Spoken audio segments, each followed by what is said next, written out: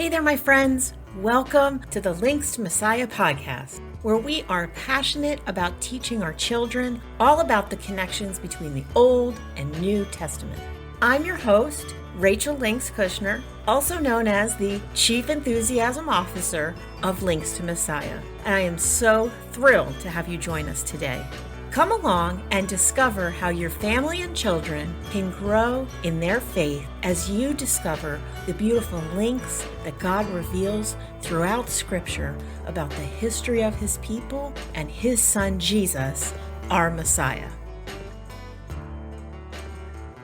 This is my friend, Fagel Brooks. We like to call her Fagel Bagel. Fagel is a Jewish believer in Jesus, and she has known me since I was a little girl. And Fagel has had a very special and significant connection to my family for many years. She has a very deep understanding and a deep love for God's word. And she has a zany sense of humor that appeals to all who know her. And we just love that about you, Fagel. So thank you for being here. You're welcome. Thanks for having me. So Fagel, let's just dig right in. Okay. Not waste any time. So you are obviously a Jesus-believing mama who has raised 3 children. So I would like to hear from you why you think it's valuable and important to teach our children about the Old Testament. Well, because you can't understand the new without the old. As D.A. Carson said, God didn't begin with the story of a man hanging on a cross. He began at the beginning, and he took a long time, and nothing he said is superfluous, and digging into it is not going into the weeds. It's all meaningful, and it's all important. I knew a Bible teacher once who had teenage kids at a conference where he was speaking go through a ceremony where they all ripped the page out of the middle of their Bible that said New Testament, so that it was obvious to all. This is one book that tells one story. Oh, I love that. I'm such a visual person, so ripping out a page to me would just make all the difference in the world to understand the bigger picture of what God had planned. Yeah. I love that. Yeah, I think that obviously the Old Testament is a foundational part of the Bible.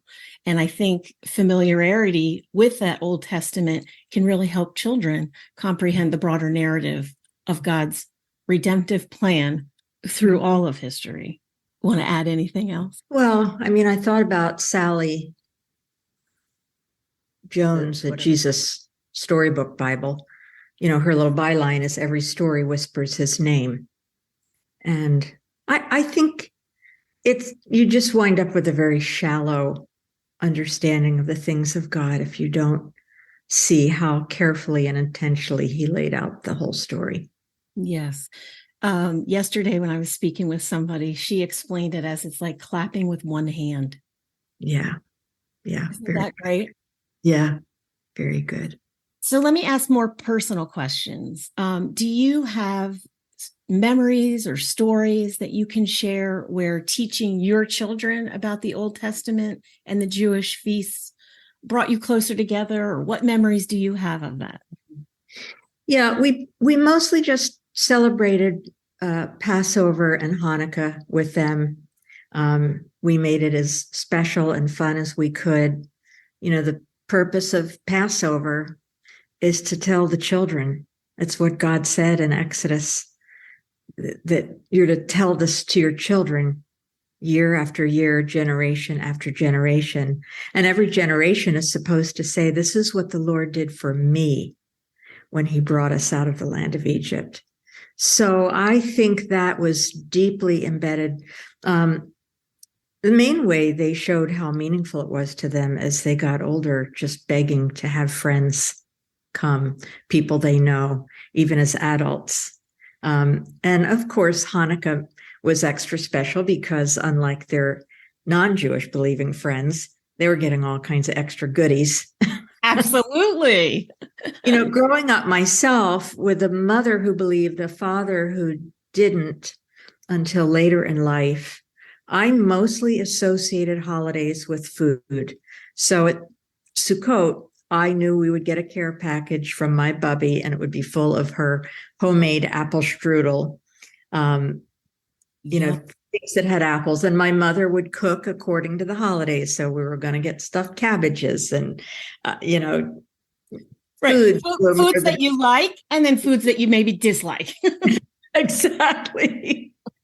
But yes, I think that our children, each of them, have that sense of depth.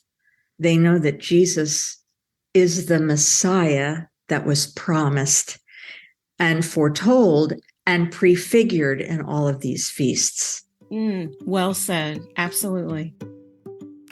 Hey friends, I am interrupting this podcast for just a quick moment. I wanted to let you know that we have a lot of free resources available for you over at linkstomessiah.com. If you click on the resources tab, you're going to find a lot of goodies. We have a blog and we have a story time where I love to read some wonderful books out loud for your children. And we always have seasonal free activities. So head on over to linkstomessiah.com. You can check out all the goodies. You can also easily hop over there by looking at the show notes. And now back to the Links to Messiah podcast. I love it. I have some great memories too. I remember doing a Passover Seder in your home with, I believe, your husband Lee led the Seder, yes. And I brought my mom. And dad. Was my dad? Okay, I was trying to remember. They were both there, and oh my goodness, did we have fun. We had a lot of fun. Yeah. Well, let's kind of jump forward a little bit, thinking about moving into the high holidays coming up in the fall here. So just to make sure that our listeners are on track, let me just explain some of the Jewish calendar a little bit. You know this. The Jewish calendar starts with Rosh Hashanah. Rosh Hashanah is the Jewish New Year. And I always think about, like, as Americans, how we count down to midnight, we celebrate, we look forward, we got new goals, new dreams, we're so excited. That's what Rosh Hashanah is for the Jewish people. Mm-hmm. And then 10 days later is the holiest day of the year in the Jewish calendar, the Day of Atonement, Yom Kippur. And then after that comes Sukkot. And that's what I want to focus some of our time on. So let me just take a second to talk about Sukkot. It's one of the most joyous festivals in the Jewish calendar, and we celebrate an abundant harvest gathered from the Lord who provided it. It's known as the Feast of Tabernacles, and it's a 7-day celebration where we commemorate God's protection and how he provided the Israelites, provided for them as they were escaping slavery in Egypt. So, as you know, during Sukkot, Jewish families build a sukkah, which is a temporary shelter or a hut. And for 7 days, families treat their sukkah like their home away from home, and it's a dwelling place. We can read about Sukkot in Leviticus 23, John 7, Jesus celebrated the Feast of Tabernacles. But in modern times today, Jewish people look at Sukkot as a chance to get outside, live more simply, freeing ourselves of material possessions. And there's a focus and appreciation of what's most important in life.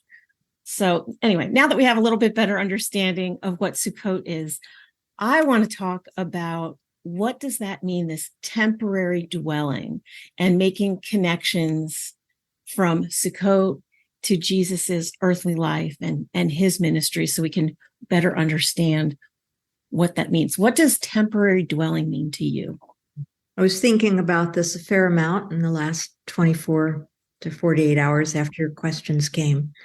And my mind first went to Jesus going along the road and someone coming to him and saying, "Lord, I will follow you wherever you go." And his response was, "Foxes have holes and the birds of the air have nests, but the Son of Man has nowhere to lay his head." And even the fact that he was living in the incarnation in a temporary dwelling. My mind next went to Hebrews. It's interesting to me that we are not told that we have a heavenly temple, but we're told we have a heavenly tabernacle. And the model that Moses was given to build the earthly tabernacle in heaven had that sense of God dwelling with us. So the whole concept of tabernacle is deeply connected to God dwelling with us and us dwelling with him. And ending really the culmination in the book of Revelation, where Jesus says, I'm standing at the door and knocking. If anyone hears my voice, I'll come in and eat with him and him with me. And so you have this long thread of God's desire to dwell with his people and his people being invited to come and dwell with him. And we also know the book of Revelation, the culmination of it is going to be the Feast of Tabernacles. So that's right. Yes. I love that you made that connection. And I think, just the root word dwell, I looked it up because I wanted to understand a little bit more about it. And it just, tell me if this agrees with you, to be and to live is to dwell, to sit, to abide, to remain. And I love the point that you made about Jesus dwelling among us. He was in a temporary body. And I think about also our walk here on earth is temporary. Yeah. Don't you think too of one of Jesus' favorite places to go and visit was in Bethany to see Lazarus and Mary and Martha. It was he, I think, probably had the deepest sense of home when he was with them. And that sweet incident when Martha's all bent out of shape, attending to hospitality details. And she comes complaining to him, Lord, do you not care that my sisters left me to serve alone? And those tender, repeated, Martha, Martha. I often hear, Fagel, Fagel. You are anxious and troubled about many things. One thing is needful. Mary has chosen the good portion, which shall not be taken away from her. And that is that sitting at the feet of the Lord in that sense of tabernacle and abiding there. Wow. So well said. Yes. Jesus tabernacled with us, didn't he? So many times, Fagel, the things that you say give me goosebumps. And I just so appreciate your depth and perceptions and how you're able to really see that bigger picture. And I'm so grateful for that. So understanding that historical context and the cultural significance of Sukkot, how does that enhance a family's understanding of Jesus's mission and message? You kind of have already answered that, but are there other things you would like to add? Well, I think too, our whole journey here in Hebrews 11, we're told these all died in faith, not having received what was promised, but having seen it and greeted it from afar, and having acknowledged that they were strangers and exiles on the earth. And yes, we look back to the fulfillment of that in Messiah, but it's not the only fulfillment. We are also forward-looking people because the best is yet to be. And he said he's coming again to dwell among us. And so I think, when we can see how painstakingly God laid it out, we're told that the law, but really the whole Old Testament is the schoolmaster and laying all the foundation to help us understand. So it reminds us that we are in a temporary situation here. We are also looking forward, as our ancestors did, to the fulfillment of the kingdom when he comes again. Amen. Yes. Ooh. I look forward to that. I really do. And what's interesting too about Sukkot is that historically, Sukkot had those messianic expectations So I think with that understanding, families, children, adults who don't understand it can really appreciate that significance of Jesus's long-awaited coming, the Messiah, fulfilling all of those prophecies. And as you said, that looking forward, looking towards home. Yeah. Yeah, I think, our goal at almost every Passover Seder for many decades that we've held them is to fill the table with Gentile believers who have never experienced a Seder. And the response is predictably always, oh my goodness, this makes everything come alive. Or they'll say, I will never see the Lord's Supper in the same way. Or they'll say about the Jewish people in their state of blindness, how can they not see? And yeah, my answer to that is always, God has given the spirit of stupor for now, in part, until. So I think all of the Jewish feasts, Sukkot included, bring that kind of depth to our life as believers and our understanding of the word. Yeah, I could not agree more. I will tell you one thing that I'm excited about for Sukkot, and this is just a side note, but the box for Sukkot, the kids will get to make a mini sukkah. So they'll be able to use the box and decorate it. And, I want them to go pull their dollhouse furniture and put it in the sukkah so that they can really understand and look at it and see it and have that visual picture of it and be able to, decorate it and do all the fun things, put the leaves on the roof and the sticks and branches. So would you believe I did something similar to that with Aaron and Bethany, because we didn't build a full sukkah, but I got an old shoebox and I had them gather the sticks and we got little plastic corn sheaves and we built this. I was thinking today, I wish I had a picture of it. In those days, you didn't take so many pictures because you didn't have a phone. It required a camera and then getting the stinking film developed. So I don't know. Another world. But that is so wonderful because that's exactly how I made it come alive to them. I didn't do it with Jesse, but by then we were going to the in gatherings. And it was wonderful because they had a full-size sukkah. So he was able to experience that a little bit. Oh, that's awesome. I didn't know he got to experience the full big one. Sitting in a sukkah, there is something so magical. It's deep, it's rich. We're sitting outside, but yet it's open air and the stars are aglow and you're with your friends and family, you're having a meal, you're sharing in this incredibly enriching experience. Yeah. I mean, we were campers, so our kids had that experience of being outdoors and eating outdoors. And I told the kids, when I get old, no nursing home, put me in a cabin in the woods and just leave me alone. I'm going to sit outside. Oftentimes, I focus better to have my devotions if I take a chair and sit outside, and communing with God and his created world is a precious thing. Absolutely. There is really something life-giving about being in nature, being in creation, whether it's in a sukkah or going for a walk in your neighborhood.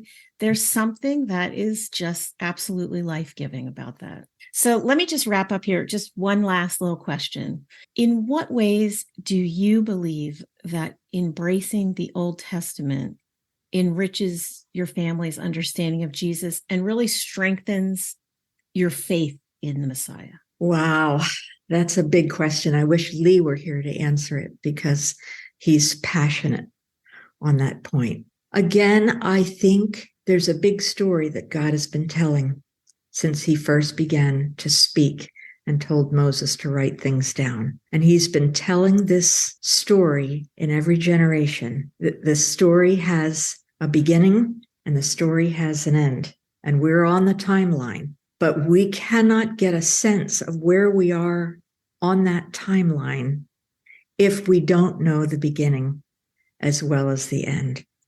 And that beginning includes all the patriarchs and all the travels of the Jewish people and all the prophetic words.